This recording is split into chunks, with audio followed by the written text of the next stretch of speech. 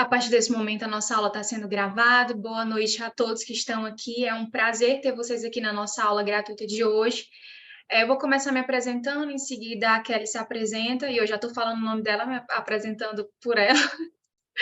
Mas, enfim, a quem me conhece e a quem não me conhece, prazer, meu nome é Natália, eu sou uma das administradoras do site Concurseiros de Serviço Social, junto com a Kelly. Desde 2015 que a gente trabalha com concurso, a gente começou enquanto estudante, depois nos tornamos servidoras, e estamos aqui nesse mundo de concurso e a gente espera que essa aula possa contribuir muito com você hoje. Nós vamos trabalhar hoje o tema resolução do Cefes, né, especificamente a resolução 556 de 2009 e o Estatuto da Criança e do Adolescente, focando em adoção, que são temas muito cobrados em concurso. Então, eu espero que vocês gostem da aula. O espaço do chat é um espaço para vocês colocarem todas as dúvidas que tenham. Podem colocar, podem perguntar, se não entenderam, podem pedir para a gente repetir, tá certo? E mais uma vez, obrigado pela confiança, pela presença de vocês. Vou passar aqui a palavra para a Kelly. Olá a todos. A Natália falou, meu nome é Ana Kelly e eu estou junto com ela em relação ao Conselho de Serviço Social desde o ano de 2015. E a gente preparou essa aula hoje para vocês, essa aula gratuita. A gente espera que vocês gostem, que vocês possam aproveitar desse momento para reforçar o aprendizado de vocês em relação a esses dois temas que nós escolhemos. E eu espero que seja uma aula muito proveitosa. Gente, eu vou colocar aqui a apresentação, tá? E aí vocês falam se estão vendo direitinho, tudo e tal. Só um momentinho que eu vou abrir aqui a apresentação para que vocês possam ver.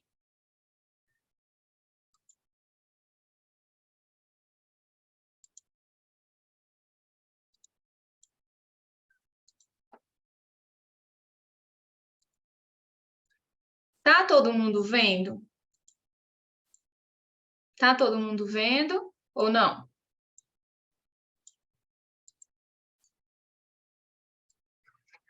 Vamos lá. Nas aulas eu gosto que vocês interajam comigo, assim eu sei se está funcionando, se vocês estão compreendendo, se não tem, eu acho que tem uma troca boa e quanto mais vocês perguntarem, mais participarem, eu acho que isso estimula o aprendizado.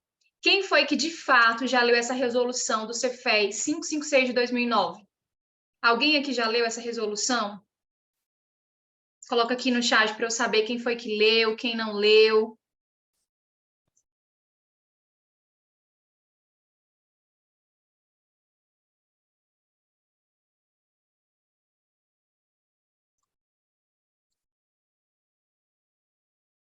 Muita gente não leu.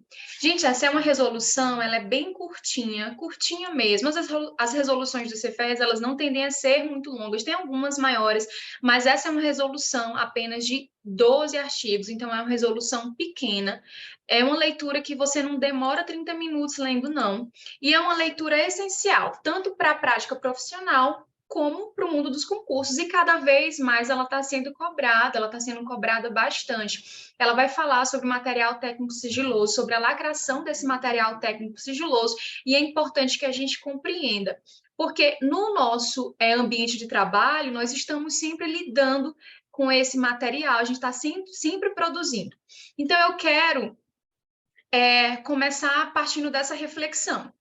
Quando a instituição nos demanda, né, demanda um assistente social, ela demanda também um fazer. Você compreende que ela demanda um fazer? Ou você acha que a instituição ela quer um profissional para ficar olhando para o nada? Então, se a instituição demanda um profissional, ela demanda o conhecimento daquele profissional e aquele profissional ele vai executar uma tarefa, ele vai desenvolver um trabalho ali. Você compreende que é isso que a instituição nos quer o nosso trabalho, quer ali o que a gente produz? Fica claro esse ponto para vocês? Que sempre que uma instituição solicita um profissional, né, ela solicita o conhecimento daquele profissional, o trabalho que ele vai desenvolver. Nenhuma instituição solicita um profissional para ele ficar olhando para o nada e para ele fazer nada. E no nosso fazer profissional, nós produzimos materiais. Então, materiais técnicos e materiais técnicos sigilosos, tá certo? Então, assim, é importante que a gente compreenda sobre isso e a nossa aula vai começar falando desse ponto. A gente começa falando sobre qual é a diferença de material técnico e material técnico sigiloso. Vocês sabiam que tinha essa diferença? Alguns de vocês arrisca colocar aqui no chat qual é essa diferença? ou não? E os concursos, gente, inclusive teve uma prova do TRT, agora em 2023, realizado pela FCC, que exigia exatamente essa diferenciação do material técnico para o material técnico sigiloso. Então, você tinha que conhecer o conceito que está na resolução 556. Mas vamos lá, quem não sabe vai aprender. Gente, o material técnico, o que a resolução coloca?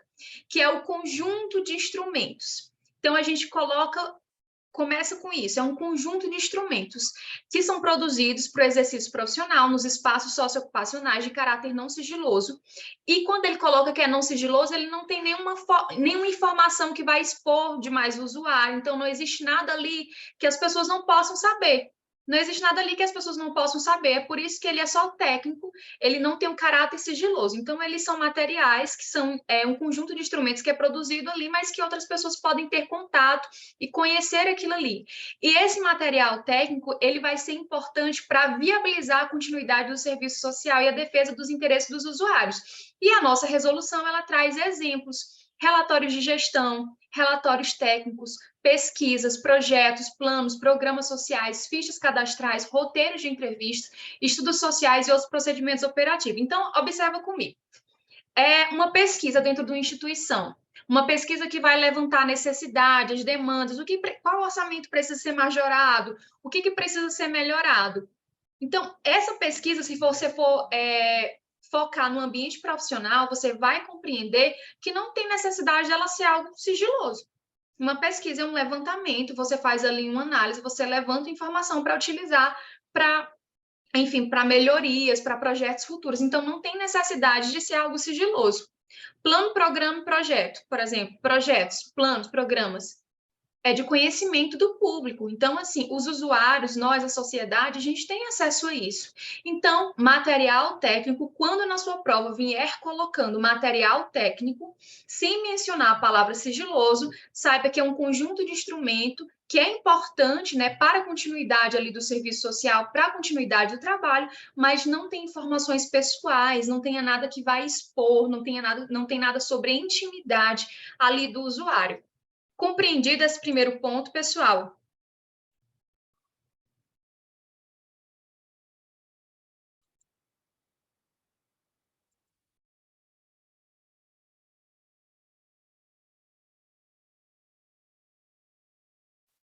Então, vamos lá. E o material técnico sigiloso? Bem, gente, se o material técnico é aquilo que é importante para a continuidade do trabalho e que não tem informações pessoais, o material técnico sigiloso vai ser o oposto disso em relação às informações pessoais. O caráter do sigilo, ele vem justamente por ter informações que possam comprometer a imagem, a dignidade, a segurança, a proteção dos interesses econômicos, sociais, de saúde, do trabalho, da intimidade de pessoas envolvidas. Então, assim, é um material técnico que é munido de informações pessoais. Então, ele tá cheio de informações pessoais e aquilo ali coloca o usuário em uma situação delicada. Então, até o procedimento para guardar esse material é diferente. Então, assim, a resolução deixa claro que o material técnico sigiloso tem informações que podem colocar os usuários em situação de risco ou provocar outros danos. É por isso que o acesso a material técnico sigiloso, ele é restrito.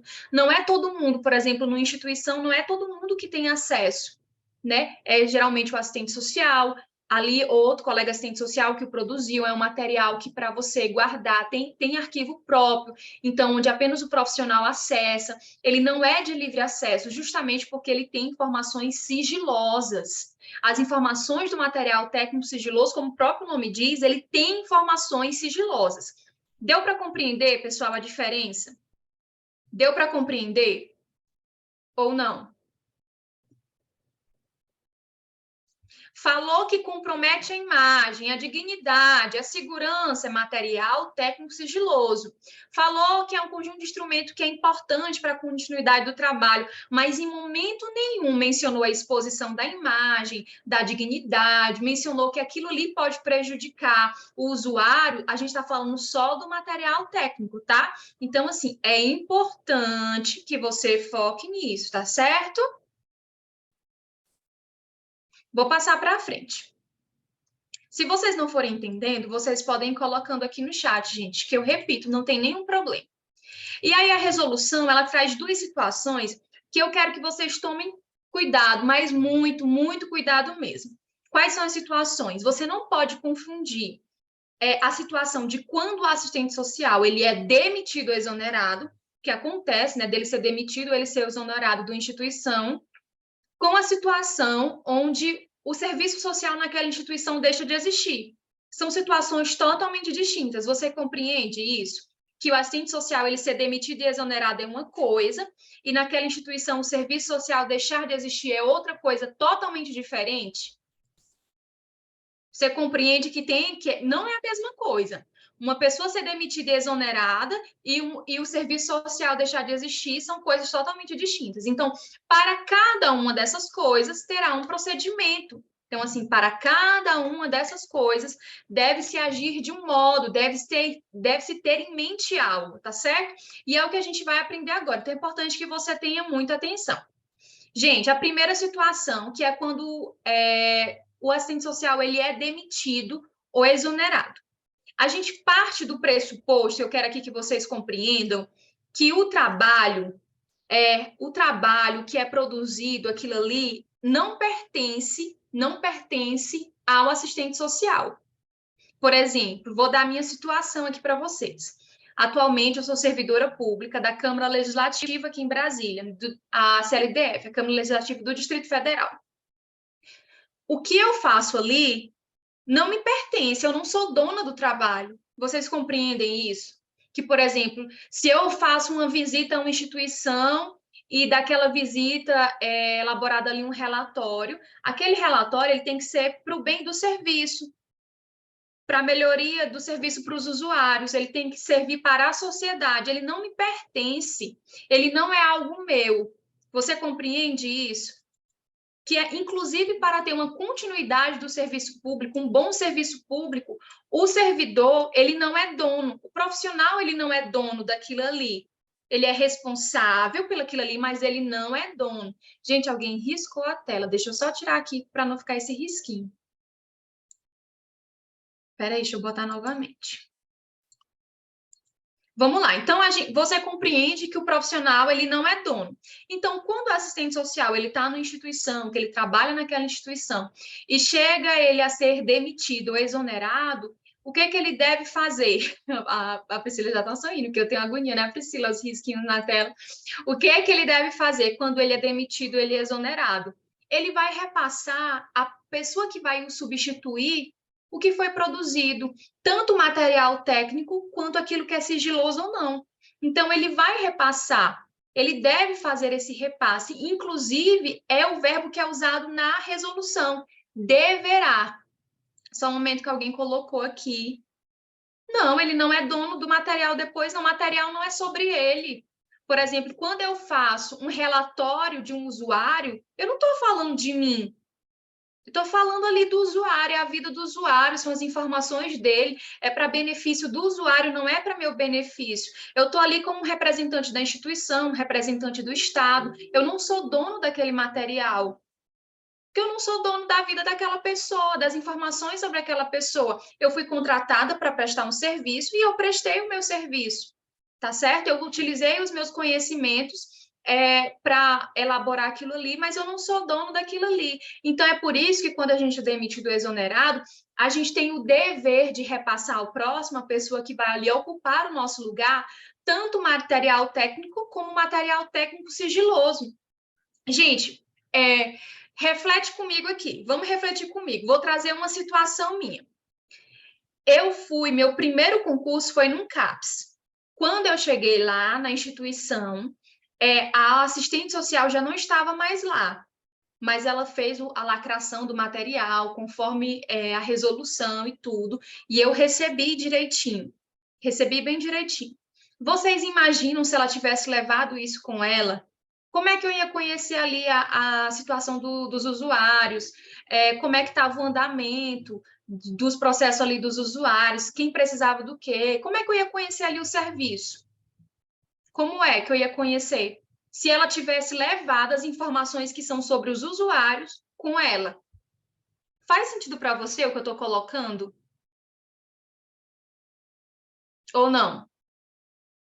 Então, assim, ela tem que repassar, assim como ela fez, ela repassou para mim, né? Porque a outra pessoa que chega, ela vai dar continuidade ao trabalho. O trabalho não morre, não acaba comigo, né? O trabalho ele não finda em mim, ele deve ter continuidade. E a gente tem que ter em mente isso. Então, falou lá na sua prova, baseado na resolução 556, de que o assistente social foi demitido ou exonerado, o procedimento que ele deve fazer é entregar, passar para o próximo profissional o material técnico e o material técnico sigiloso.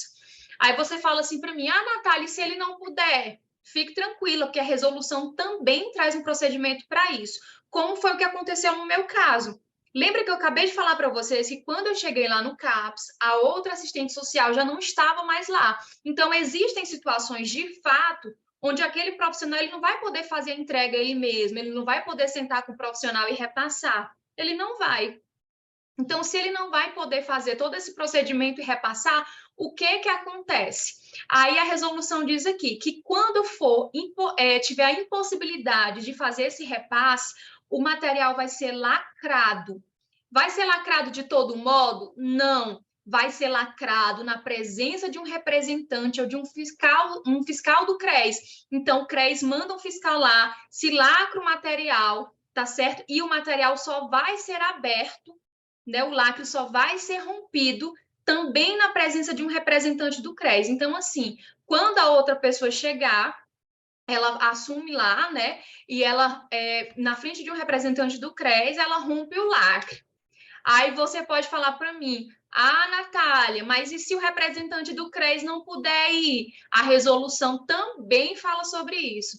Se o representante do CRES não puder ir, o assistente social que assume, ele rompe o lacre e ele faz um termo circunstanciado, colocando lá o que ele recebeu e relatando aquele momento do rompimento e, inclusive, colocando isso, a impossibilidade, ele teve que fazer aquilo porque não teve a possibilidade de um representante do CRES ir até lá, que foi o que aconteceu na minha situação. O representante do CRES não pôde ir, mas eu tive que fazer o documento comunicando isso, né? Que eu tinha que romper, porque eu tinha que ter acesso ali àqueles documentos e tudo. Ficou claro, gente, que, primeiro, a gente vai trabalhar nessas 3 situações aqui. Vocês devem levar isso para a prova de vocês. Via de regra, ele deve entregar o material técnico sigiloso ou não para quem vai substituir. Segunda situação, ele não pode, o CRES manda alguém, lacra lá o material e o material só vai ser aberto na presença de um fiscal ou agente do CRES. Mas o fiscal e o agente não pode ir. Foi lá no momento de lacração, mas na hora de romper não pode. O que acontece? Então, a pessoa rompe o lacre, mas faz um termo circunstanciado informando, certo? Deu para compreender, gente? Eu já vivi as 2 situações, por exemplo, eu falei para vocês, meu primeiro trabalho foi no CAPS, meu segundo trabalho foi na Universidade Federal do Rio Grande do Norte, só que quando eu assumi lá na Universidade Federal do Rio Grande do Norte, eu tive o privilégio da minha colega me repassar todas as coisas. Então, ela pôde fazer esse processo comigo de repassar. Ela não estava sendo nem demitida nem exonerada, ela estava indo para outro setor, mas o procedimento é o mesmo. Porque lembre-se sempre, o trabalho ali, o que foi produzido, não é sobre você, é sobre o usuário, é sobre o serviço, é sobre a continuidade do serviço. O trabalho não morre, não acaba com você, ele não é seu, certo? Eu jamais poderia levar para mim informações pessoais do usuário. Ele me autorizou. Eu não posso fazer uma coisa dessa. Deu para compreender, pessoal? Todo mundo entendeu? Eita, coisa boa, já tem 100 pessoas.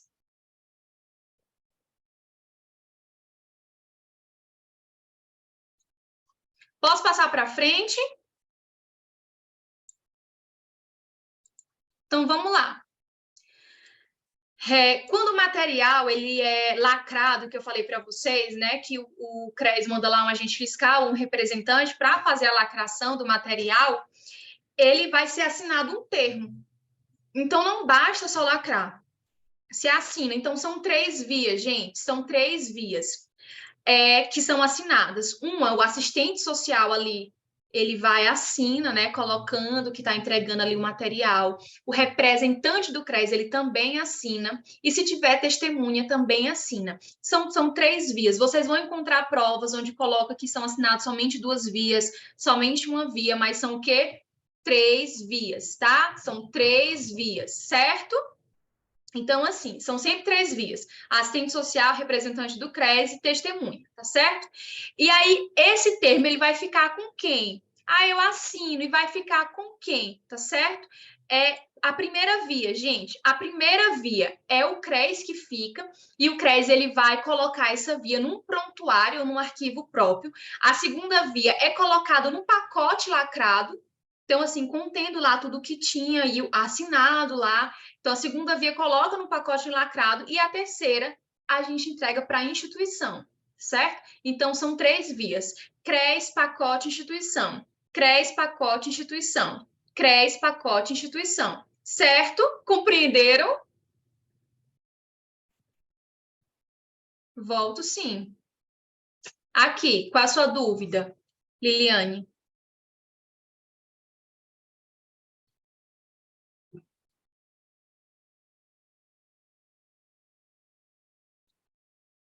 Estou aqui, Liliane. Qual a sua dúvida desse slide?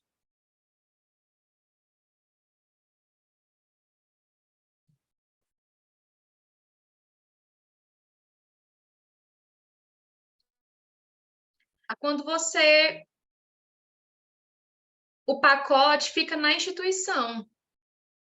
O pacote fica na instituição, só que ele fica lacrado, tá? Ele fica lacrado.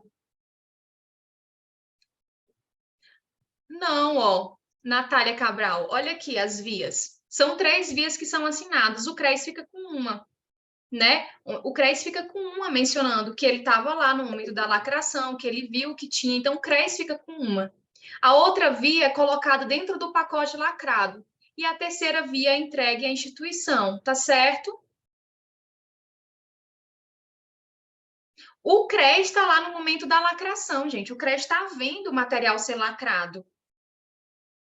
Tá certo? Mas o material não vai com o CRES, o material fica lá lacrado na instituição, tá certo? Fica lacrado na instituição, e quando o outro profissional for lá, vai se romper o lacre e ele vai ter acesso ao documento que está lá dentro. O rompimento, via de regra, deve ser feito na frente de um representante do CRES, e se não for nenhum representante do CRES, por alguma impossibilidade, o profissional rompe o lacre e faz um termo circunstanciado, mencionando em que circunstâncias encontrou o material, o que é que tinha lá, colocando por que teve que romper. O profissional do CRES não pôde ir. Deu para compreender? Mas olha, não confundam, pelo amor de Deus, jamais coloquem na sua prova que o CRES vai levar. Gente, vamos imaginar, por exemplo, vou colocar aqui um estado enorme. A Bahia. A Bahia é muito grande. A Bahia é muito grande. Então, você já imaginou se o CRES da Bahia ele fosse lá no interior, muito longe, mandasse um fiscal, um agente fiscal, e aí o CRES levasse e a outra pessoa que fosse assumir tivesse que ir lá no CRES pegar? Não, o CRES não leva o material, gente. O CRES não leva o material fica na instituição. Antônia, quando a cidade não tem CRES, o profissional aciona o CRES para que o CRES mande um representante até lá, certo? Ele manda um representante. Todos compreenderam, gente? Ou tem alguma dúvida sobre o que eu falei aqui?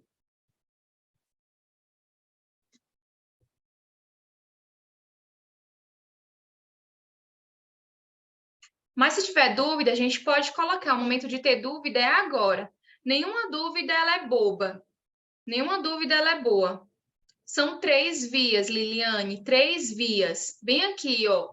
São 3 vias que são assinadas pelo assistente social, pelo representante do CRES e pela testemunha, quando houver. 3 vias. Inclusive, eu falei isso aqui na aula. Vai na prova falar em 3 vias, 3 vias. Jamais 2, jamais uma, são 3 vias. Certo? Obrigada, Jade. Muito obrigada. A resolução não fala sobre isso, Liliane. Quando a gente vai trabalhar em concurso, gente, a gente tem que se ater à letra da lei. A resolução nem sequer menciona a possibilidade de um representante do CRES não ir ali. Ela fala quando ele não vai para romper o lacre, mas a lacração, ela coloca ele tendo que estar lá. Tá certo? Então, assim, a gente tem que trabalhar com a letra da lei. O que a letra da lei diz? O que a letra da resolução diz? Que vai lá um agente do CRES. Se a resolução diz isso, a gente toma para si isso, certo? Porque senão, se você questionar muito algumas coisas, na hora da prova você vai se confundir. Tenta se ater à letra da resolução, porque é isso que vai cair na sua prova, certo? O que a resolução diz? Via de regra, o assistente social repassa quem vai substituí-lo. Se não puder, um representante do CRES vai estar lá, o material vai ser lacrado, vai ser assinado as 3 vias e só vai ser rompido na frente de um representante do CRES. O representante do CRES não pode ir, ele rompe o lacre, quem vai assumir, mas faz um termo circunstanciado, colocando ali em que condições, certo? Deu para compreender?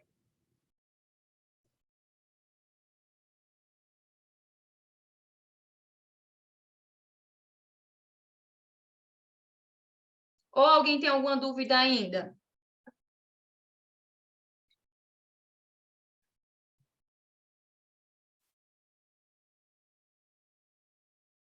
Vou passar para frente, certo? Vamos lá. O que você nunca vai colocar na sua prova, na situação em que o assistente social foi exonerado ou demitido, você nunca vai colocar na sua prova que ele vai levar para casa dele o material quando ele for exonerado ou demitido. Pelo amor de Deus, gente, não coloque isso não. Ele não leva para casa quando ele é exonerado ou demitido o material. Ele não vai entregar o material só para a chefia imediata, sim, de qualquer jeito, entregou. Não, o material pode até ficar lá na instituição, desde que esteja lacrado. Gente, tem alguém riscando a tela. Espera, vou colocar de novo, porque estão riscando a tela, eu fico agoniadinha. Então, assim, ele lacra o material fica lá lacrado para se certificar de que ninguém ali vai ter acesso, a não ser quando o outro profissional vai assumir, tá certo? Ele não entrega de qualquer modo, porque eu já vi diversas questões colocando isso. Aí ele entrega para a chefia imediata, ele deixa tudo lá com a chefia imediata. Não é assim. Não é assim. O material fica na instituição, mas bem lacradinho, certo? E não coloque, no caso que ele é demitido ou exonerado, que ele vai queimar, que ele vai incinerar o material, certo? Não coloque. Se você colocar isso na sua prova, você está pedindo para errar. Pedindo para errar. Laura, quando eu falo que ele não entrega para a chefia, ele não entrega o material assim, solto. Ele não entrega o material, olha aqui, ele não entrega. O material, quando fica na instituição, ele fica lacrado. Essa lacração é a segurança de que só vai ter acesso o outro assistente social que vai assumir, certo? Quando eu falo que ele não entrega para a chefia, gente, é nesse sentido, que ele só entrega a chefia, porque às vezes a chefia não é nem assistente social. Então, assim, o material fica na instituição lacrado, para que quando o outro profissional chegue lá, ele possa acessar, certo? Vocês estão compreendendo, pessoal, ou está confuso?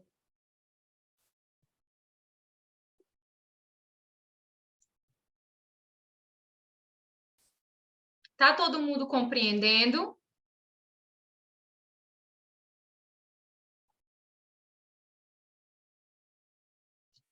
Lina, é o material que o profissional produz. Lembra que lá no início da aula eu falei que quando a instituição demanda um assistente social, ela demanda para ele fazer algo. Nenhuma instituição contrata o assistente social para ficar olhando para o nada. Então, demanda o profissional, porque ele é necessário na instituição. E no nosso fazer, a gente elabora diversos materiais, a gente utiliza diversos materiais que foi lá no início da aula colocado como material técnico e material técnico sigiloso. Esse material que é produzido quando um assistente social ele é demitido, ele é exonerado, esse material ele é ou repassado para quem vai substituir e na impossibilidade de ser feito isso, ele vai ser lacrado. Deu para compreender?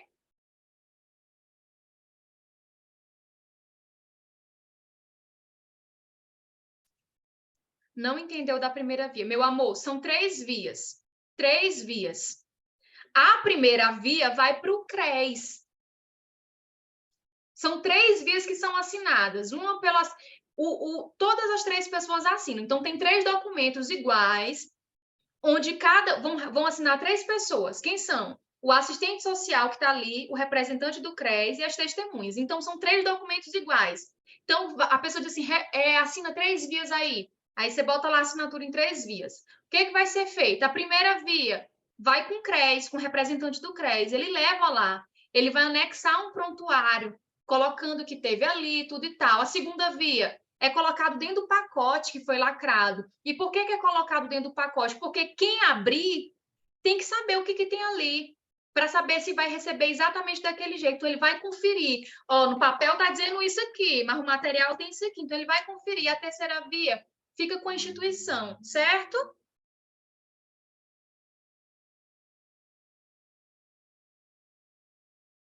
CRES para o pacote para a instituição. Exatamente, Laura. Qual é a sua dúvida, Lucilene, sobre a via? Deu para entender, Lucilene? Ou não? Ah, que bom. Então, assim, lembra sempre disso. São 3 vias iguais. A primeira vai para o CRES, a segunda dentro do pacote, a terceira para a instituição. Quem diz isso, gente, não sou eu, tá? É a Resolução 56 de 2009.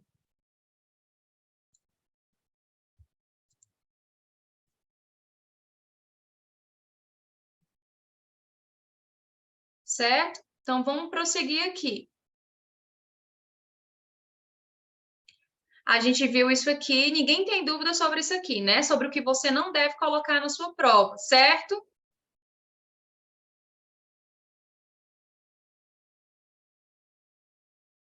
Por favor, fuja disso aqui na sua prova. Vamos lá.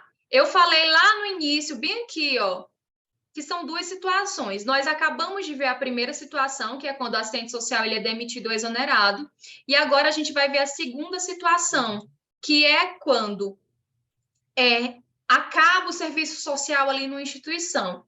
O que acontece quando é extinto o serviço social ali numa instituição?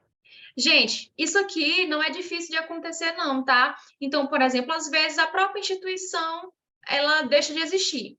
Então, se ela deixa de existir, todos os setores nela deixam de existir. Ou às vezes se acaba de fato só o serviço social naquela instituição. E aí, o que vai acontecer com tudo que foi produzido? Sabe? Com todo o material. Ali deve ter muito material sigiloso, tem material também apenas técnico, mas o que vai ser feito com aquilo ali? O que a nossa resolução diz? A nossa resolução diz que o assistente social, que ele é responsável pelo aquele serviço, então aquele que estava à frente daquele serviço até aquela data, ele comunica, né, para o CRES e ele incinera, né, ele poderá incinerar, ele poderá queimar. Então, sempre que falar do fim do serviço social na instituição, você vincule com incinerar, certo? Então, assim, falou no fim, o serviço social acabou na instituição X, não tem mais lá o serviço social naquela instituição. O que vai se fazer com aquele material produzido? O profissional ele poderá incinerar, ele poderá queimar. Basta ele queimar? Não, ele queima e comunica a quem, gente? Quem vocês acham que ele vai comunicar por escrito?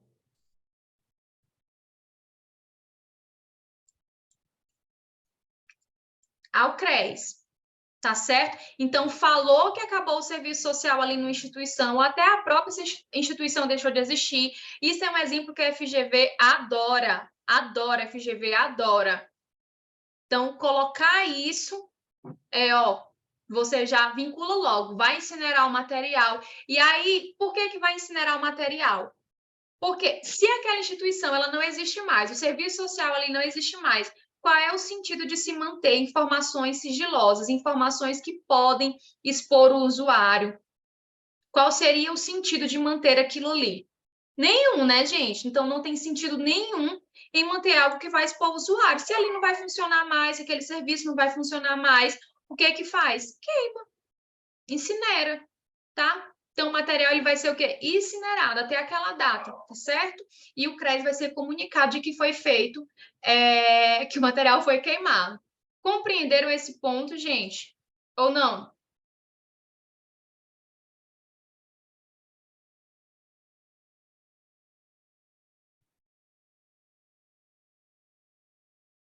Compreenderam, meu povo? Estão aí?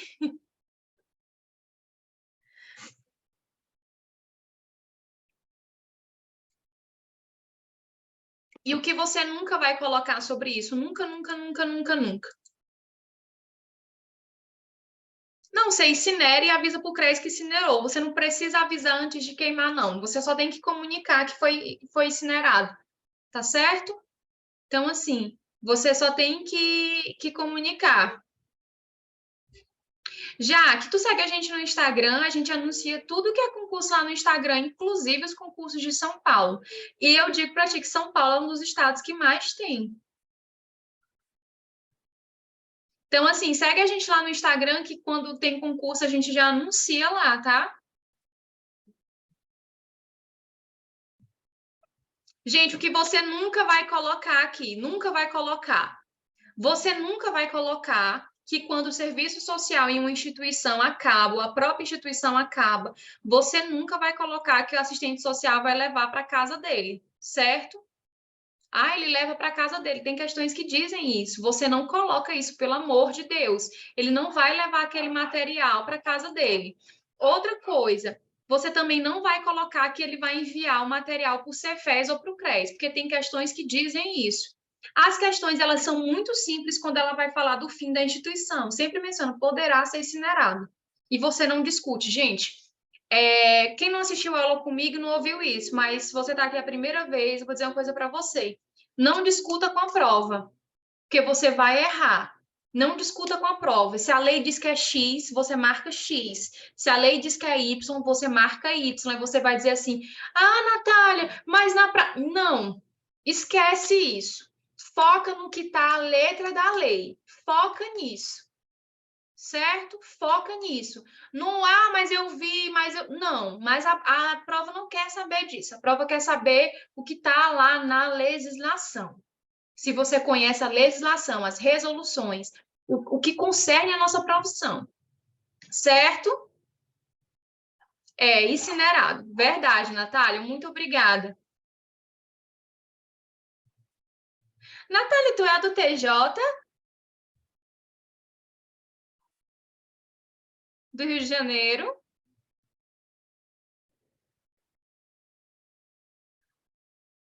Não sei se eu estou confundindo. É porque teve uma aluna nossa que passou no concurso do Tribunal de Justiça do Rio de Janeiro, e o nome dela também é Natália.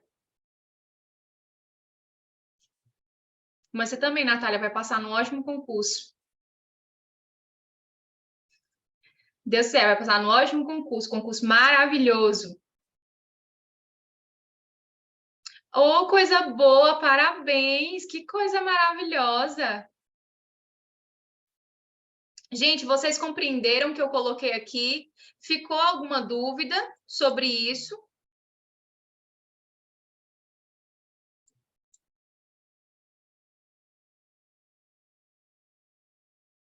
Ou não? Todo mundo compreendeu?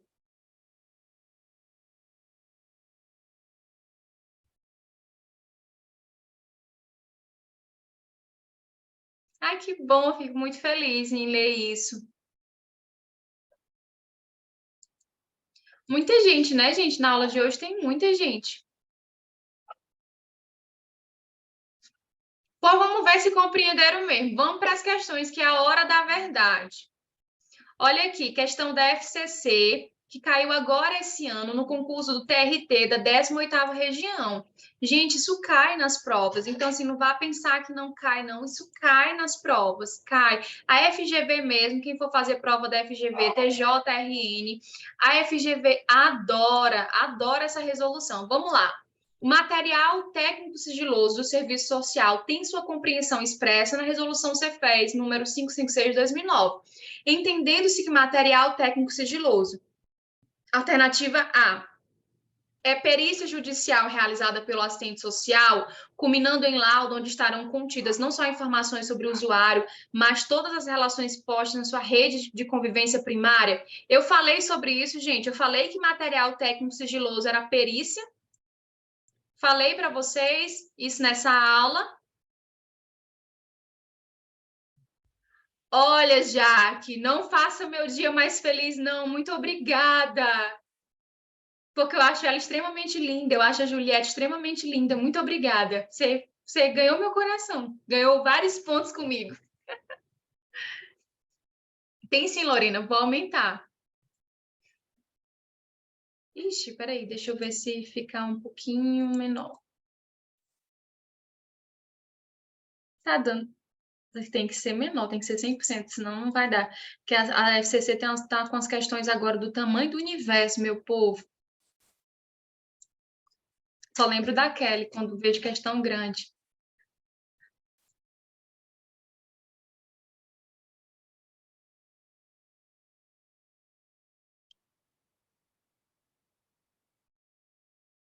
Não falei, né, gente? Eu não falei. Se eu não falei, não é, gente. Material técnico sigiloso, ele não vai se resumir à perícia social realizada, não, tá? A perícia judicial, né? A perícia social, ele não se resume a isso. Ele é muito mais amplo. Técnico sigiloso é tudo aquilo ali que tem informações pessoais do usuário, que possam colocar ele em risco. Lembre-se sempre disso. Vamos para B. É toda documentação produzida que, pela natureza do seu conteúdo, deva ser de conhecimento irrestrito. É isso, gente. Todo mundo pode ter contato com material técnico sigiloso, todo mundo. Então, se não é todo mundo que pode ter, aqui não faz sentido de ser irrestrito, né, gente? Não faz sentido nenhum daqui ser irrestrito. O acesso ao material técnico sigiloso é um acesso restrito. Se ele é sigiloso, não é todo mundo que pode ter. Está na resolução JAC 556 de 2009, resolução Cefes. Se você botar isso no Google, resolução Cefes 556 de 2009, você encontra essa resolução de 12 artigos inteirinhas, certo?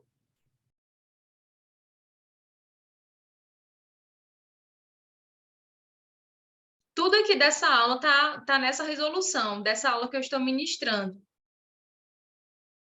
Vamos lá, gente. A gente nem continua, porque aqui a gente já viu que não é. Alternativa C. Será que o material técnico sigiloso ele vai se caracterizar por conter informações sigilosas, cuja divulgação comprometam a imagem, a dignidade, a segurança, a proteção de interesses econômicos, sociais, saúde, trabalho, intimidade das pessoas envolvidas, cujas informações respectivas estejam contidas em relatórios de atendimento, entrevistas, estudos sociais, pareceres, que possam também colocar os usuários em situação de risco ou provocar outros danos? Vocês acham que é, gente?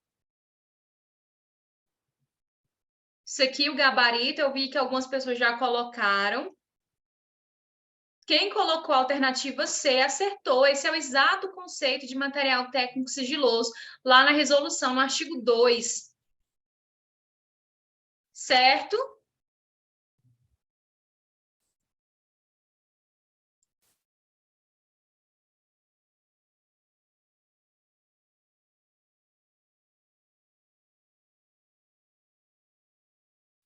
Vamos ver por que as outras não é, gente. É o conjunto de instrumentos produzidos por exercício profissional no espaço socioocupacional que viabiliza a continuidade do serviço, a defesa dos interesses, como relatório de gestão, relatórios técnicos, pesquisas, projetos, planos, programas sociais, fichas cadastrais, roteiros de entrevista, estudos sociais e outros procedimentos operativos. Eu falei sobre isso aqui. A alternativa D é o conceito de quê, gente?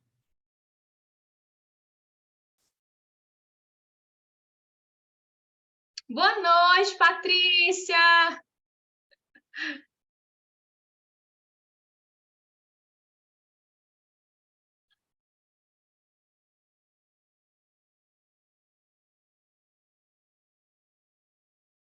Do material técnico, né? A Gardenia acertou. O conceito da alternativa D é de material técnico, tá certo?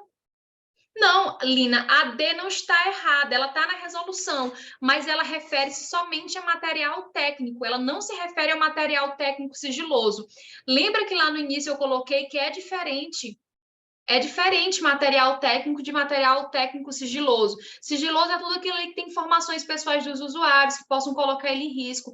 Material técnico é aquilo que eu utilizo para a continuidade do serviço. É importante, mas o material técnico, ele não possui informações pessoais e sigilosas, não, certo? O material técnico, outras pessoas podem ter acesso. Já o que é sigiloso, não. Deu para compreender, Lina? A D, ela está na resolução, mas a questão deixa claro aqui no enunciado, inclusive eu marquei a questão que é o conceito de material técnico sigiloso, certo? Não quer o conceito de material técnico. Material técnico é uma coisa, material técnico sigiloso é outra coisa, certo?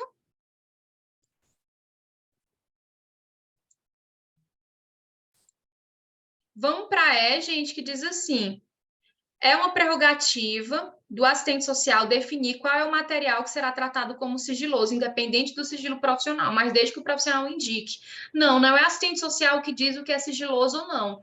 É as informações que vão dizer o que é sigiloso ou não. Tem informação pessoal do usuário? Coloca o usuário em risco? Então é sigiloso. Não cabe ao profissional, por exemplo, o profissional vê lá um relatório cheio de relato pessoal, informação, ele, eu não acho que isso aqui é sigiloso. Não é um crivo do profissional decidir aquilo ali, não. Quem vai dizer o que é sigiloso ou não são as próprias informações que estão ali, certo?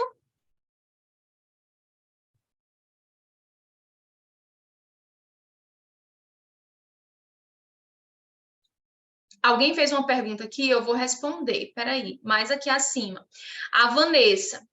Vanessa, não é CREAS, é CRES. Não se envia para o CREAS, se envia para o CRES, para o Conselho Regional de Serviço Social. Quando você incinera, você informa ele sim o que foi incinerado. Foi incinerado 30 relatórios.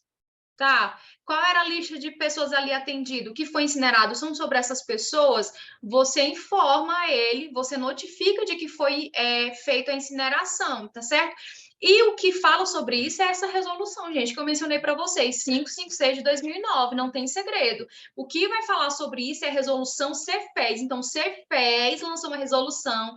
Quem já leu a lei de regulamentação e já teve aula comigo sabe que eu já falei para vocês que o Cefes ele emana coisas para os CREs, para todos os profissionais. Então, os CREs devem seguir as resoluções ali do Cefes, nós seguimos as resoluções do Cefes, e o Cefes, na resolução 556 de 2009, fala sobre isso. Tá? Não é portaria, não, é uma resolução do Cefes, que é essa resolução que foi trabalhada aqui nessa aula hoje.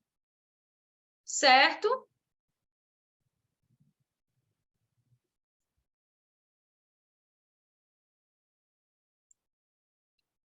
Posso seguir em frente, gente? Para as outras questões? Ó, como eu falei para vocês, vejam que esse tipo de questão cai em concursos grandes, como o TRT. Então, assim, você quer uma boa aprovação, um bom concurso, não ignore isso, não ignore esses temas. Vamos lá. Ó, questão que caiu no último concurso da Defensoria Pública da União, que já está passando, é da hora de ter outro, né, não, meu povo? Para sair outro concurso aí da DPU, para muita gente passar. O que é que diz? No exercício profissional do assistente social, os materiais técnicos de caráter não sigiloso, foca nisso, não sigiloso, incluem relatório de gestão, relatório técnico, pesquisa, projeto, plano, programas sociais, fichas cadastrais, roteiros de entrevista, estudos sociais e outros procedimentos operativos. Em algum momento, essa questão mencionou informações sigilosas? Mencionou? Não, né, gente? Não mencionou em momento nenhum informações sigilosas. E a questão perguntou se o conceito que ela trouxe refere-se ao material técnico de caráter não sigiloso. Refere-se, né, gente? Refere-se sim. Isso aqui, gente, é o conceito de material técnico não sigiloso. Não é sigiloso isso aqui. O que seria sigiloso aqui? A questão pede, bem aqui, tá vendo, de amarelinho que eu marquei, a questão que é aquilo que não é sigiloso, e fala que isso tudo aqui inclui o material técnico não sigiloso. E aí, gente? É certo, gente. Tá certo. Por que você achou que era errado, Silvia?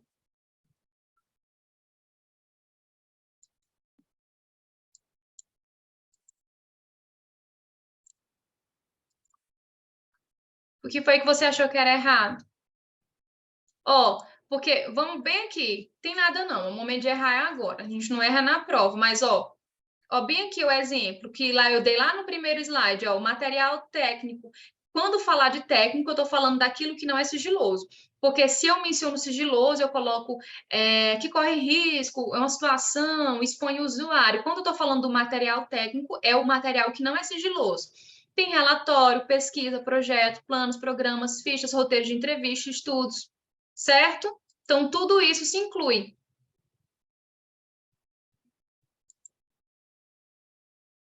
Mas relatório técnico, gente, não está falando que é relatório técnico de usuário, não. Onde é que está a palavra usuário em relatório técnico? Aqui, nele. Gente, para ser sigiloso, tem que mencionar que expõe estudos sociais. Se você estuda uma realidade, é um estudo sociais. Diversos estudos ali de realidades compõem estudos sociais. Por exemplo, você estuda uma comunidade. Isso quer dizer que aquele estudo ali ele é restrito. Sempre diferencie, gente, sempre. Falou em material técnico sigiloso, vai aparecer a palavra sigilo, vai aparecer a palavra exposição, vai aparecer a palavra risco. Se não apareceu, não é. Não é, certo?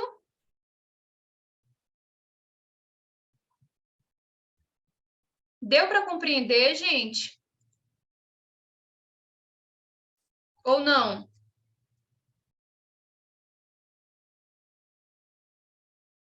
Porque olha bem aqui, relatório técnico, onde é que fala a palavra usuário?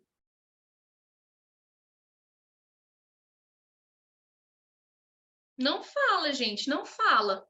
Quando for sigiloso, eu vou falar que expõe o usuário, que tem informações pessoais, que poderia correr risco. Se não falou, não é. Certo? Deu para todo mundo compreender? Ficou dúvida? Ou não? Cristiano, meu aluno querido, está aí. Gosto muito de você, Cristiano.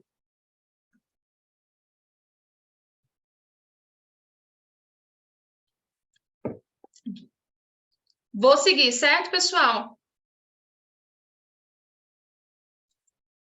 Se tiver dúvida, a gente coloca, pode colocar. Vamos lá para a terceira questão. Em caso de demissão ou exoneração, esse aqui é o primeiro caso que eu falei para vocês, o assistente social deverá repassar todo o material técnico, sigiloso ou não, ao assistente social que vier substituí-lo? E aí, gente, certo ou errado?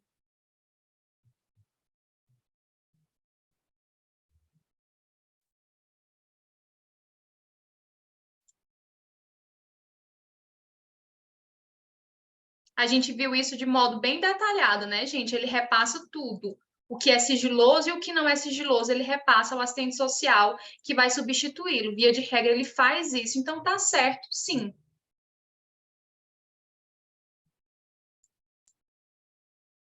Tá bom? Vamos para a minha última questão de hoje, questão de número 4, que diz assim: em caso de extinção do serviço social da instituição, olha só, não tem mais o serviço social naquela instituição. O material técnico sigiloso poderá ser incinerado. Olha aqui, gente, pelo profissional responsável por esse serviço até aquela data, que também procederá à imediata comunicação por escrito ao CRES. E aí, gente?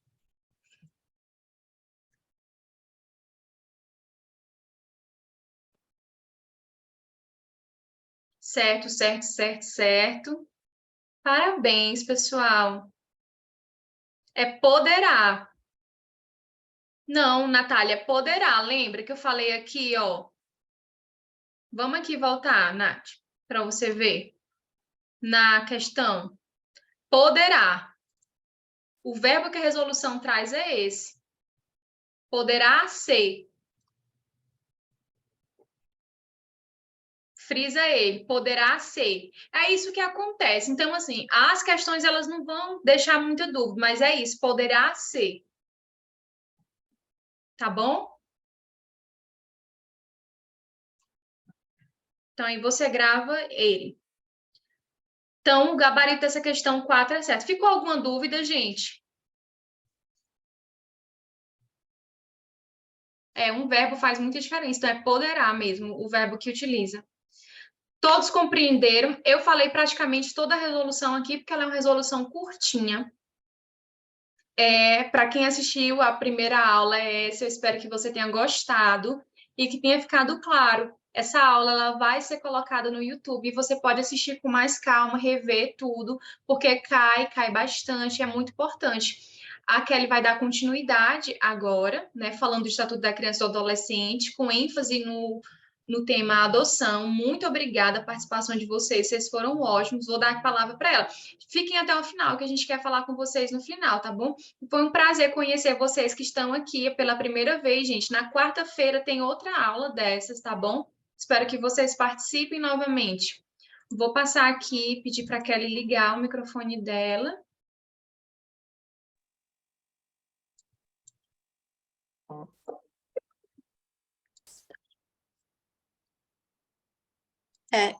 Tá me ouvindo, Nath? Estou ouvindo, pode falar. Pronto. Boa noite a todos, novamente. A gente vai dar continuidade à nossa aula em relação ao Estatuto da Criança e do Adolescente, especificamente em relação à adoção. E ainda em relação à adoção, a gente fará um recorte específico de pontos que nós consideramos mais importantes e que são mais cobrados em questão, certo?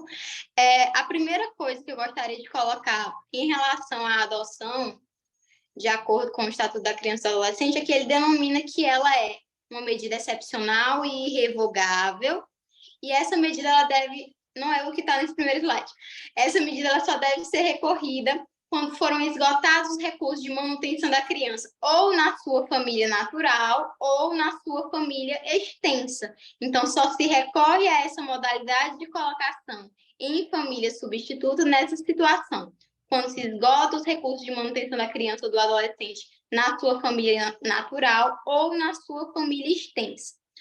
Um outro ponto que é colocado em relação à adoção, de acordo com o Estatuto da Criança e do Adolescente, é que ela não pode ocorrer através de procuração.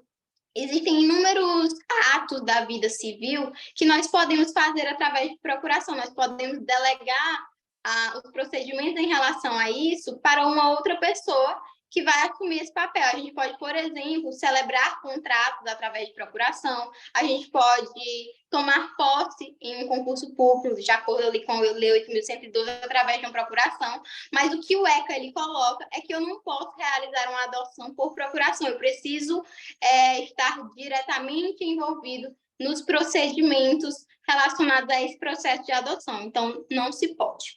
Especificamente agora em relação ao que está no nosso slide, é colocado lá no Estatuto da Criança e do Adolescente que existe uma diferença mínima de idade entre o adotante e o adotado. O adotante e o adotado, eles precisam ter uma diferença de 16 anos.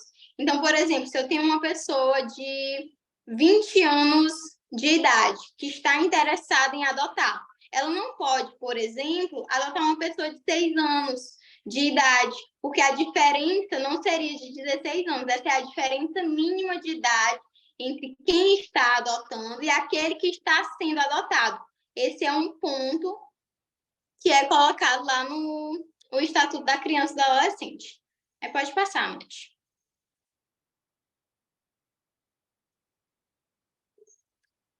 Um outro ponto que é colocado no âmbito do Estatuto da Criança e do Adolescente é em relação à adoção que é realizada de forma conjunta. O Estatuto da Criança e do Adolescente, ele dispõe que casados, ele é preciso que eles estejam ou casados civilmente, ou que eles estejam em união estável, e é necessário que seja comprovada a estabilidade da família, o que é algo muito importante, porque uma pessoa que chega ao ponto de ser colocada em um processo de adoção, uma criança ou adolescente que chega a ser colocada para ser adotada, ela já passou por inúmeras perdas. Então, é muito importante assegurar que esse casal que está adotando essa criança ou adolescente, aquela família ela tem algum nível de estabilidade, que aquela criança não vai passar novamente por alguma separação, por uma desfiliação, um processo de desvinculação ali daquela situação em que ela está sendo colocada. Então, é uma forma de resguardar a criança e a adolescente que já passou por uma perda, já foi destituída do poder familiar da sua família natural. Então, é uma forma de resguardar o direito da criança e do adolescente, o melhor interesse da criança e do adolescente. Pode colocar, passar, Nath.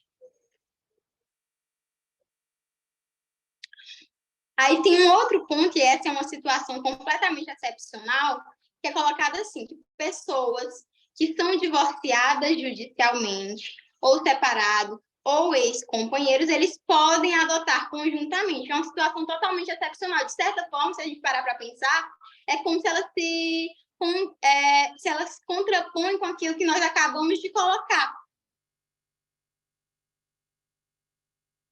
Por gentileza, teria como repetir sobre a diferença da idade do adotante a adotado? É 16 anos de idade. Então, se eu tenho... se a pessoa tem, por exemplo, 25 anos de idade, ela poderia adotar uma criança de até... Meu Deus, eu não sei se fazer essa conta. Não, eu vou botar 26 para fazer mais fácil, gente. Eu sou de 1 ano. 26 anos de idade, ela poderia adotar uma pessoa de 10 anos de idade. Ela não poderia adotar uma de 11, ela de 12, de 13, ela não poderia. Ela tem que ter uma diferença mínima de 16 anos de idade, certo? É a diferença mínima de idade entre o adotante e o adotado. Bom, voltando aqui para esse ponto, esses divorciados judicialmente separados e esses companheiros, eles podem adotar conjuntamente. Só que aí o Estatuto da Criança e do Adolescente vai colocar algumas condições. Quais são essas condições? Esses dois que estão se separando, eles precisam entrar em um acordo em relação à guarda e ao regime de visitas. Eles precisam entrar em acordo em relação... Apareceu uma coisa aqui. Em relação a isso, a guarda e ao regime de visitas. Outra condição que é colocada em relação a essa situação, que é completamente excepcional, em relação à adoção de crianças e de adolescentes, é que o estágio de convivência ele teria que ter sido iniciado na constância do período de convivência. Então, uma pessoa que está divorciada, ela já tinha, elas estavam casadas, né? Elas estavam casadas, elas deram entrada no processo de adoção, elas estavam habilitadas ali no Cadastro Nacional de Adoção, já tinham ali sendo encaminhados em relação à adoção de uma determinada criança ou adolescente, estavam com o processo em andamento, o estágio de convivência, que é algo obrigatório no processo de adoção, ele já havia sido iniciado enquanto eles ainda estavam juntos, só que aconteceu, diante de ser prolatada a sentença, deferindo o processo de adoção, eles se separaram, eles se divorciaram. Mas o estágio de convivência ele teria sido iniciado na constância desse período de convivência, enquanto eles ainda eram casados, enquanto eles ainda estavam juntos. Então, essa é uma das condições para que divorciados judicialmente separados ou ex-companheiros, eles possam adotar de forma conjunta. Esse estágio de convivência, que é obrigatório no processo de adoção, ele teria que ter sido iniciado na constância do período de convivência, enquanto eles ainda eram casados, eles ainda estavam em uma união estável, e quando eles ainda estavam juntos, certo? E o outro ponto, essa condição, é que seja comprovada a existência de vínculos de afinidade e afetividade que justifiquem a excepcionalidade da medida. Você tem que comprovar que já havia ali um vínculo formado entre o adotando e os dois adotantes. Já vinha ali sendo construído uma relação que era de família, ali, uma relação de afetividade, ali, um vínculo de afinidade e de afetividade. Então, é preciso comprovar que já havia a existência desses vínculos ali na constância do período de convivência que justifiquem essa excepcionalidade da medida. Isso é uma medida completamente excepcional, é algo que se contrapõe, de certa forma, àquilo que nós acabamos de colocar, que é necessária a comprovação da estabilidade da família para que seja adotado de forma conjunta. Nessa situação, é preciso que essas condições sejam seguidas, que os dois eles concordem, eles têm um acordo em relação à guarda e regime de visitas, que o estágio de convivência ele tenha sido iniciado na constância do período de convivência e que haja a comprovação da existência de vínculo de afinidade e de afetividade que justifiquem a excepcionalidade dessa medida. Certo? Tem exceção de diferença de idade para quem está adotando? Não, a diferença de idade é 16 anos. É algo absoluto, não há nenhuma ressalva colocada no âmbito do Estatuto da Criança e do Adolescente. A diferença mínima é 16 anos. Pode passar, Nath. Aí aqui eu coloquei um ponto, está lá no artigo 41, que ele coloca assim, que a adoção, ela atribui a condição de filho a adotado com os mesmos direitos e deveres, inclusive sucessórios, desligando-o de qualquer vínculo com pais e parentes, salvo os impedimentos matrimoniais. E aí eu coloquei, de forma a clarificar, de forma a esclarecer em relação a isso, um certo exemplo e tem um questionamento. Paula, 6 anos de idade, foi adotado por um casal, Jorge e Luísa. Só um minuto, gente, que eu vou ler bem aqui no computador. Só um minuto. Jorge e Luísa, que já eram pais biológicos de Júlia e Gabriel. 20 anos depois, o casal ia falecer em um acidente de carro. O casal possui alguns bens que serão divididos conforme o direito de sucessão brasileiro. De acordo com o Estatuto da Criança e do Adolescente, Paulo, na condição de filho, ele tem direito à participação na divisão desses bens, de igual modo aos filhos biológicos do casal. Ele é filho tal qual os filhos biológicos. Então, numa situação de divisão de bens, em relação à herança que é deixada pelos pais, ele tem esse direito. Ele é igual a um filho biológico, ele tem os mesmos direitos. E é interessante que o Estatuto da Criança e do Adolescente ele coloque, inclusive, sucessórios no sentido assim, de reforçar. Ele poderia apenas dizer assim, ele tem a mesma condição de filho, com os mesmos direitos e deveres, mas aí ele coloca isso no sentido de reforçar, olha, inclusive sucessórios, para que não haja, no momento, por exemplo, de uma briga por herança, alguém dizer, não, mas aquele ali, ele não é filho biológico, ele é adotado. Não, ele está assegurando. Inclusive, esses direitos, eles são, e de igual modo, voltados para aquele que é filho adotado, porque eles são filhos igualmente.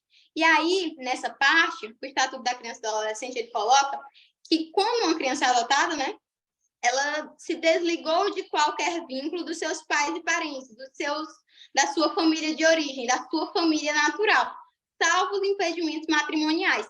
No direito brasileiro, isso em qualquer situação, um filho ele não pode casar com o pai, um filho ele não pode casar com o irmão, porque isso é incesto. O nosso direito, o direito brasileiro, ele não permite. Como uma criança que é adotada, ela se desligou esses vínculos dos pais e parentes, é extremamente importante que o Estatuto da Criança e do Adolescente ele tenha colocado isso. Olha, apesar de ter se desligado esses vínculos, os impedimentos matrimoniais eles continuam. Um filho, por mais que ele tenha se desligado os vínculos da sua família de origem, você não pode casar com o seu pai biológico, você não pode casar com o seu irmão biológico. Isso não é celebrado no âmbito do direito brasileiro, no âmbito do direito civil brasileiro. Então, é uma forma de asseverar nesse sentido de que, apesar de que essa relação entre a família natural, a família biológica, ela tenha sido desligada, apesar desse vínculo no processo de adoção, ele ter sido rompido, os impedimentos matrimoniais, eles continuam. Eu posso ter sido adotada aqui por alguém, mas eu não posso conhecer meu pai biológico e eu casar com ele, eu não posso, porque isso não é aceito pelo direito brasileiro, não pode uma pessoa casar com seu pai, isso é incesto. Então, os impedimentos matrimoniais, apesar do vínculo com a família natural ter sido findado, eles continuam, certo? Deu para entender isso?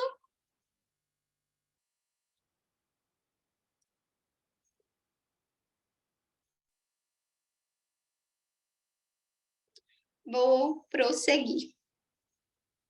Pode passar, Matizinha.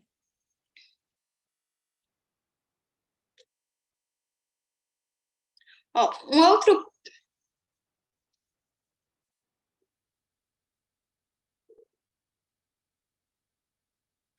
Como assim, Gardenha? Pois eu pensava que, tipo assim, ele não perdia o direito de herança, pois assim, depois dele ter destituído o poder familiar, em relação aos pais biológicos, que você está falando?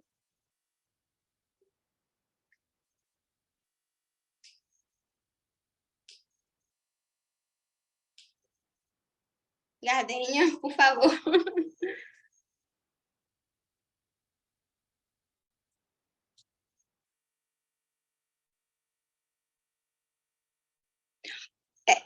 Eu vou falar do que eu acho que eu estou entendendo, né? Do que eu acho que você está falando.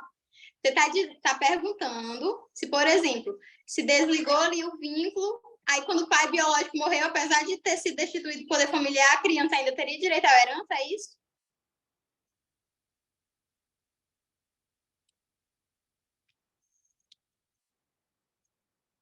Não tem. Foi desligado.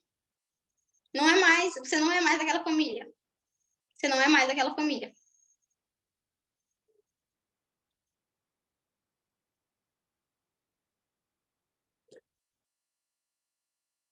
Deixa eu seguir aqui.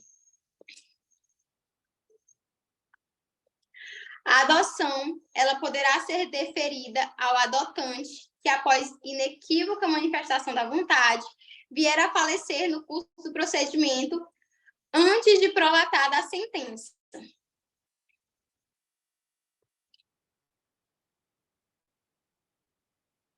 Espera, qual parte, Gardênia?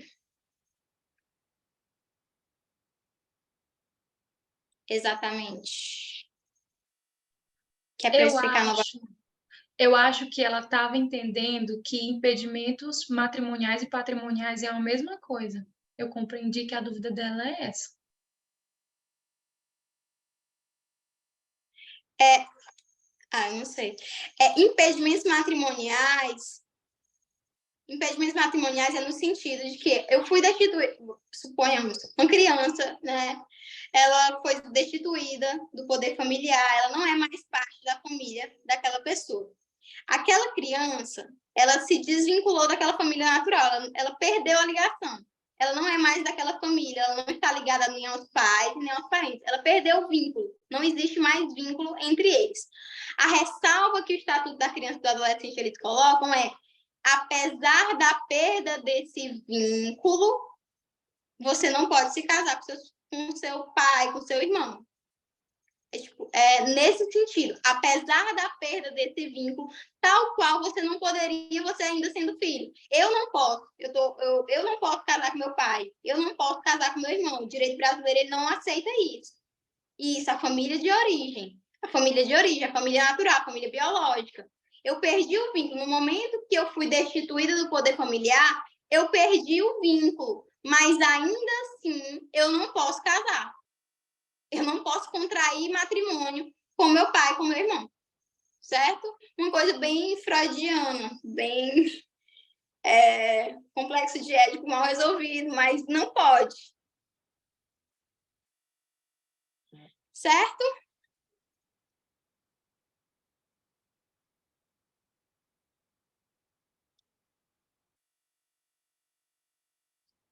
Anos atrás, meu pai iniciou o processo de adoção, que era via cartório. Fomos ao cartório e descobrimos que o processo foi iniciado, mas não finalizado. Então, perde o direito à adoção. Eu acho que isso aí tem que ser acompanhado no Tribunal de Justiça, na vara da infância e da juventude, que está responsável pelo processo.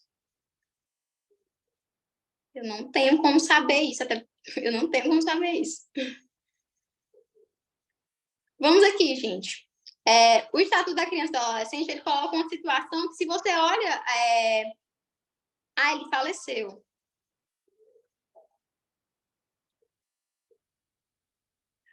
Pronto, é o que está colocando aqui.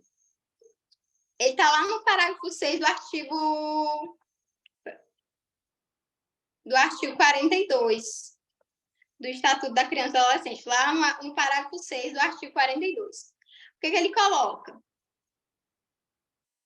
A adoção ela poderá ser deferida ao adotante que, após inequívoca manifestação de vontade, vier a falecer no curso do procedimento antes de prolatada a sentença. E aí eu coloquei uma situação para exemplificar. O Luiz, inscrito no Cadastro Nacional de Adoção, demonstrou interesse em adotar Arthur, de 6 anos de idade, tendo iniciado o processo de adoção. No entanto, antes de fim do processo, Luiz sofreu uma parada cardíaca e faleceu. De acordo com o Estatuto da Criança e do Adolescente, mesmo nessa situação, que a primeira vista ela pode ser considerada atípica e totalmente excepcional, a adoção ela pode ser deferida. Como ele havia manifestado a vontade de adotar, como ele tinha iniciado o processo de adoção, obviamente quando estava vivo, que era ainda o único momento que ele poderia fazer isso, essa sentença, essa adoção, o procedimento da adoção, ele pode vir a ser deferido. E, inclusive, voltando lá para a questão dos direitos sucessórios, se essa pessoa tem uma herança a ser deixada, a pessoa entraria nesse direito de sucessão. A adoção ela pode vir a ser deferida se a manifestação da vontade tiver ocorrido, inequívoca manifestação da vontade, de acordo com o Estatuto da Criança e do Adolescente. Então, ela pode vir a ser deferida, certo?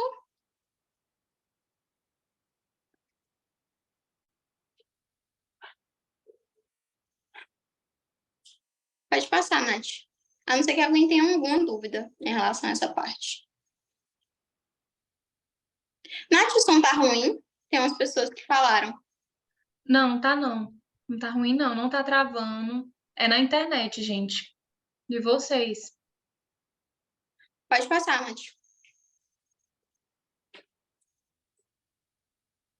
Uma pessoa fez uma pergunta. Disse assim, isso quer dizer o quê? Se deferida. Que ele é filho daquela pessoa que faleceu. Ele se tornou filho daquela pessoa que faleceu. Foi adotado. Apesar da pessoa já estar morta, ele foi adotado. Certo?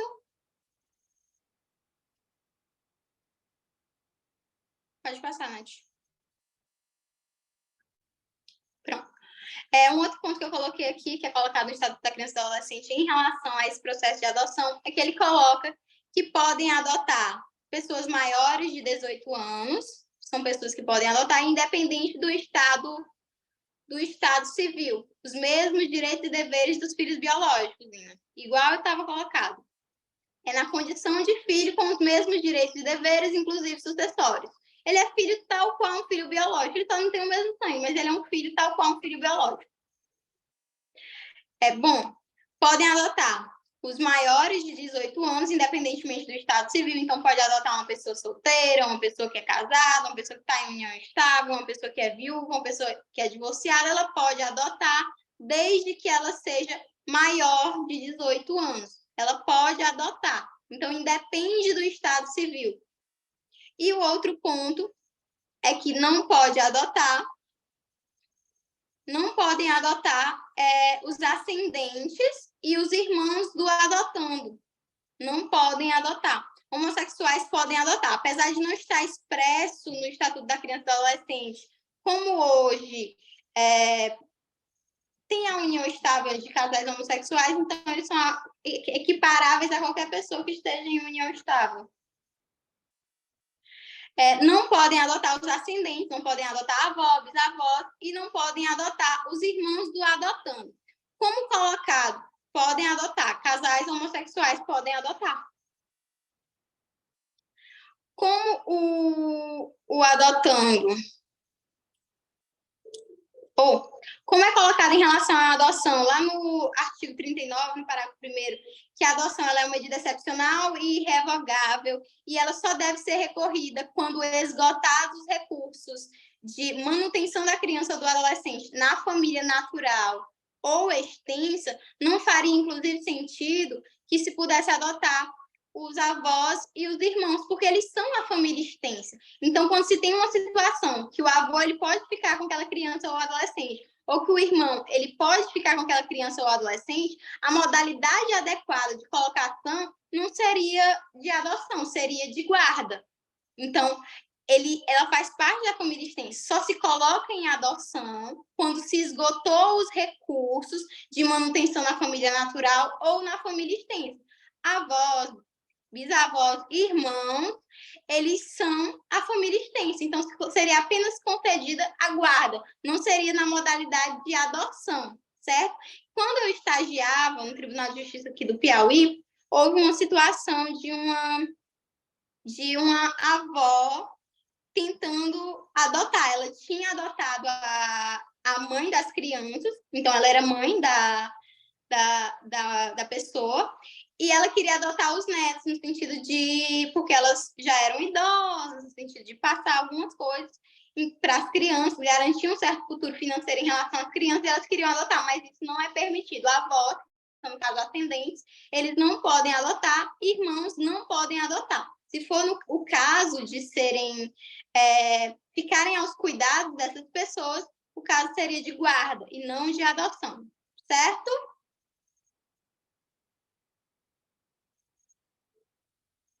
Tudo certo, gente? Deu para entender? Pois vamos seguir, eu acho que agora são as questões, para a gente dar... Até hoje não entendi. O que foi, Kátia, que não deu para entender? Pode perguntar. Tutela é algo muito mais voltado quando se tem ali um bem a administrar, gente.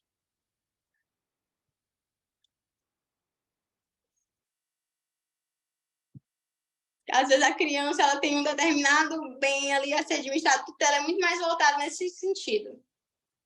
É muito mais nesse sentido do que em relação agora. Não porque avós e irmãos não podem adotar referente à lei mesmo. Ah, é tipo assim, não entendo por que a lei... Mas é porque ela é da família. Quando a criança ela não vai para adoção, ela não perde todos os vínculos com a família natural, pais e parentes. O avô e o irmão, ele não é parente? Então, não faz sentido. Seria guarda, gente. É uma situação de guarda. Que doação? Doação de quê? Não entendi.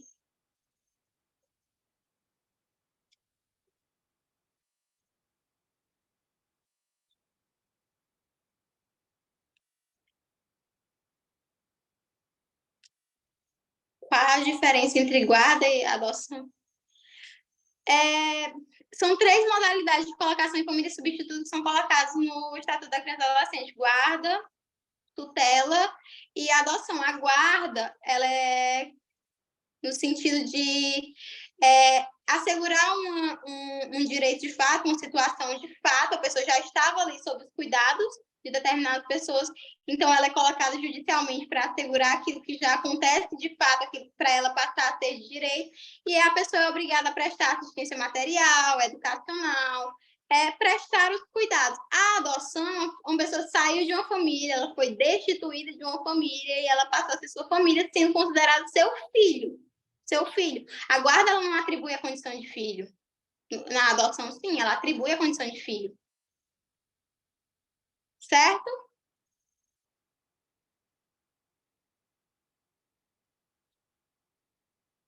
Vou passar aqui para as questões, tá bom? Pode jogar, Nath.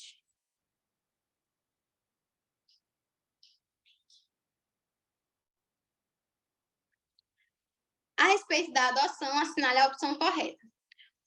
Alternativa A: a adoção é vedada às pessoas de estado civil solteiro? O que vocês acham, meu povo? É vedado? É falso, né? Independentemente do estado civil. Podem adotar maiores de 18 anos, independentemente do estado civil. Alternativa B: para a adoção conjunta, os adotantes eles devem ser casados civilmente ou manter união estável, comprovada a estabilidade da família. O que vocês acham dessa daí? Tá com cara de certo, não tá? Verdadeiro, gente. Essa é a nossa alternativa. Para adoção conjunta, os adotantes eles precisam ser casados civilmente ou manter união estável, sendo comprovada a estabilidade da família. Vamos ver qual é o erro das demais. A C: o consentimento dos pais para o processo de adoção é dispensado quando o adotante for maior de 12 anos de idade. Pronto, até esse ponto aqui que não foi colocado na explicação. No Estatuto da Criança e do Adolescente, isso é até algo que eu acho estranho. A adoção, ela depende do consentimento dos pais ou dos representantes legais. E aí ele vai colocar uma ressalva, está lá no artigo 45, que esse consentimento ele será dispensado em relação à criança ou adolescente que foi destituído do poder familiar. Então, é colocado que é necessário esse consentimento dos pais ou responsáveis, mas esse consentimento ele será dispensado em relação à criança ou adolescente que foi destituído do poder familiar. A única situação que eu consigo pensar nessa necessidade de consentimento dos pais ou responsáveis é, por exemplo, numa situação de uma mãe que entrega para adoção. Ela entregou ali para adoção, então ela consentiu a criança ser adotada. É a única situação que eu consigo pensar. Mas aí o que é colocado é que a adoção ela depende desse consentimento, e esse consentimento ele será dispensado em relação à criança ou adolescente que foi destituído do poder familiar, certo? Alternativa D. Nos casos de morte dos adotantes, o poder familiar dos pais naturais é restabelecido. A alternativa dela também está incorreta, também foi outro ponto que não foi colocado. É colocado lá no Estatuto da Criança e do Adolescente que a morte dos adotantes ela não restabelece o poder familiar dos pais naturais, dos pais biológicos, ela não restabelece. E aí eu gosto de pensar essa situação da seguinte forma. Primeiro, a ordem das coisas, né? A primeira coisa que acontece é a criança ser destituída do poder familiar. Ela já perdeu ali o vínculo com aquela família. No momento que ela foi destituída do poder familiar, ela perdeu o vínculo com aquela família. E aí aquela criança ela ainda vai ser colocada como disponível para adoção.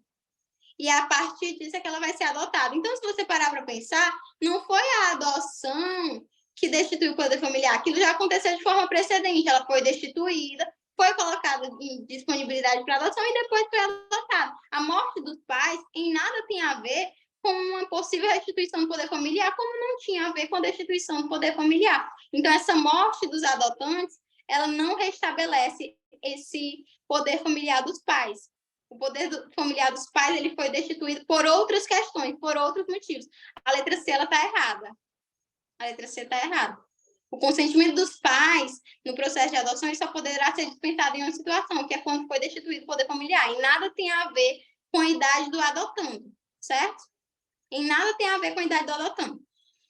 No artigo 45, é colocado que a adoção ela depende do consentimento dos pais ou do representante legal. E aí o parágrafo 1º, ele coloca que existe uma ressalva em relação a essa necessidade de consentimento. Qual é essa ressalva? Qual é a situação em que não vai ser necessário esse consentimento? Será dispensado em relação à criança ou adolescente cujos pais foram destituídos do poder familiar. Quando a alternativa C, ela coloca que essa dispensa vai ocorrer quando o adotante for maior de 12 anos de idade, isso não tem relação nenhuma com o que está colocado na lei. A lei, ela coloca que será dispensado quando a criança ou adolescente ela foi destituída do poder familiar, cujos pais foram destituídos do poder familiar. Deu para entender?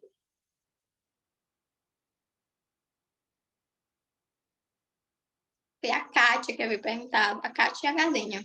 Deu para entender, gente? Pois vamos para a nossa alternativa correta, a alternativa B. Vamos para a nossa próxima questão. Só um minuto. A Lei nº 8.069, de 13 de julho de 1990, que dispõe sobre o Estatuto da Criança e do Adolescente, elenca alguns critérios para adoção. Sobre a adoção de crianças e adolescentes, analisa as afirmativas a seguir. Item 1. A adoção atribui a condição de filho ao adotado com os mesmos direitos e deveres, inclusive sucessórios, desligando-o de qualquer vínculo com pais e parentes, salvo os impedimentos matrimoniais. O item 1, gente, ele está correto, ele é verdadeiro, ele está de acordo com o Estatuto da Criança e do Adolescente. A adoção, ela atribui essa condição de filho com os mesmos direitos e deveres, inclusive sucessórios, salvo, desligando-se de qualquer vínculo com pais e parentes, salvo os impedimentos matrimoniais. O item 2. Podem adotar os maiores de 18 anos de idade, independentemente do estado civil. O item 2 também está correto.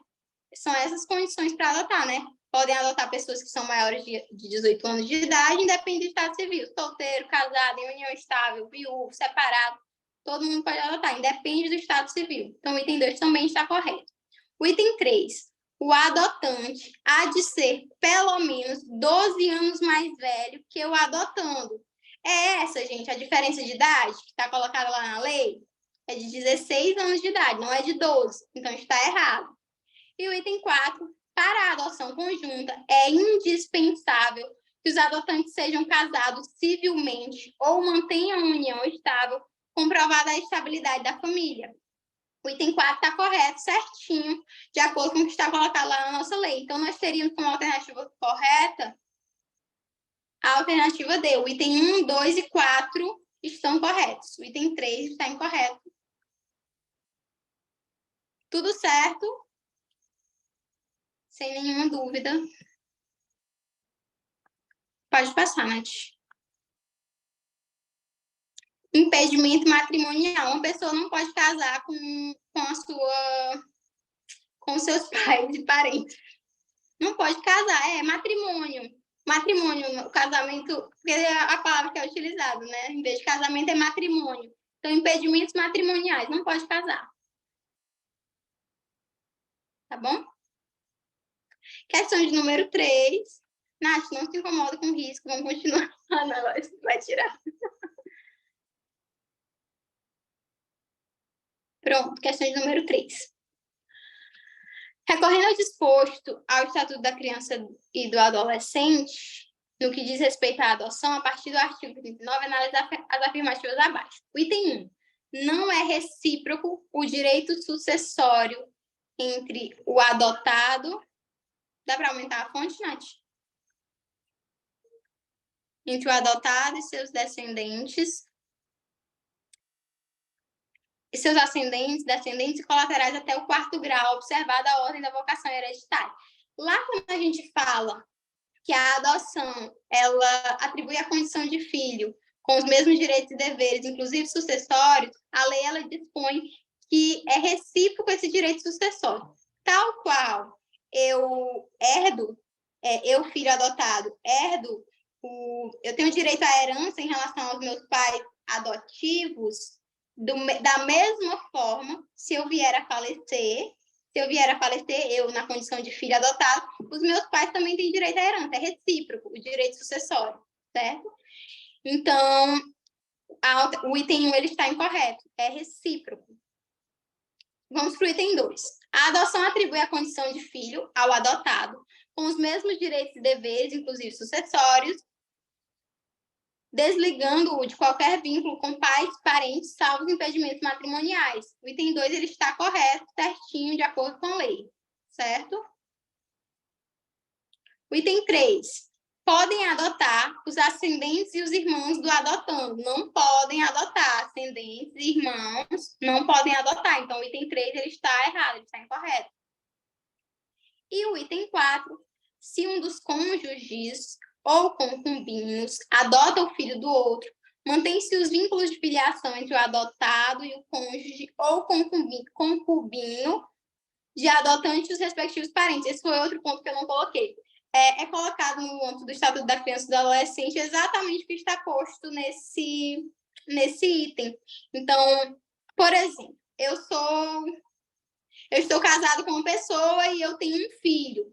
Eu estou casada com uma pessoa e eu tenho um filho. E aquele o meu cônjuge, que não é pai do meu filho, ele quer adotar o meu filho. É essa situação que ele está falando. Se um dos cônjuges quer adotar o filho do outro. Vocês estão entendendo? Se um dos cônjuges quer adotar o filho do outro, mantém-se o vínculo de filiação entre o adotante e os respectivos parentes, certo? Eu sou casado com uma pessoa e tem uma pessoa ali querendo adotar o meu filho, que não é fruto da nossa união, certo? Então, o item 4 ele está correto.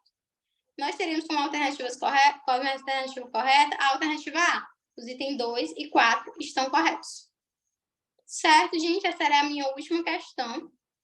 Eu espero ter contribuído de alguma forma com o conhecimento de vocês em relação a esse tema.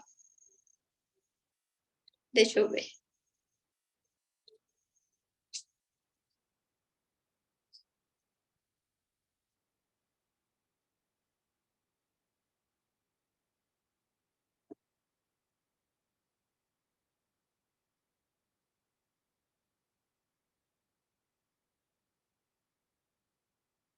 Natália Nobre 21.